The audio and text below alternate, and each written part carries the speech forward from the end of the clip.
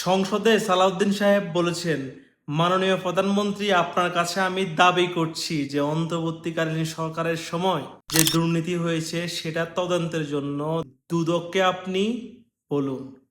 কে বলেছেন? সালাউদ্দিন সাহেব। কারা 5 বছর চায় সেই স্লোগান তুলে ইউনুস আমলে বিটকয়েনে ইনভেস্ট করেছে, দুবাইয়ে ইনভেস্ট করেছে, প্রাড়োর মালিক হয়েছে, ইসলামী ব্যাংকের মালিকানা দাবি করতেছে। কারা তারা জানতে হবে। টিআইবির তথ্য মতে অন্তর্বর্তী সরকারের 18 মাসে বাংলাদেশে ভয়াবহ দুর্নীতি হয়েছে। আমরা সবাই জানি যমুনা কা কিনারা কौन था আর আন্দার মে কौन था।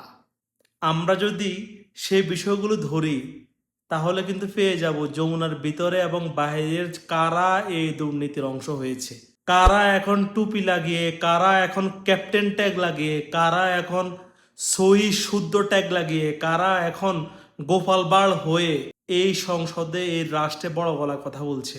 কারা? তাদের নাম কি সেই দুর্নীতির লিস্টে আছে? এই যে বড় বড় ক্যাপ্টেন, এই যে বড় বড় ওলি, এই যে বড় বড় মাওলানা, সকল মাওলানা কিন্তু ইউনুসের আমলের 18 মাস কিন্তু ক্ষমতার উপভোগ করেছে। তাই 5 বছর চাই, দালালদের কথা শুনেন না, এসব গল্প কিন্তু বাংলাদেশে শোনাইছে। নির্বাচন নিয়ে গুতাগুতি করেছে, আর তাই আজকে বাংলাদেশের পরিস্থিতি এটা।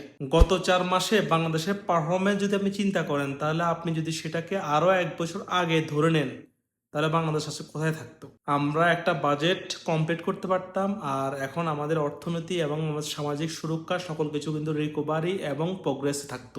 মাননীয় প্রধানমন্ত্রী সালাউদ্দিন সাহেবের মতো আমরাও চাই জানতে 18 মাসে কারা এই দেশকে লুটেছে টিআইবির তথ্য মতে।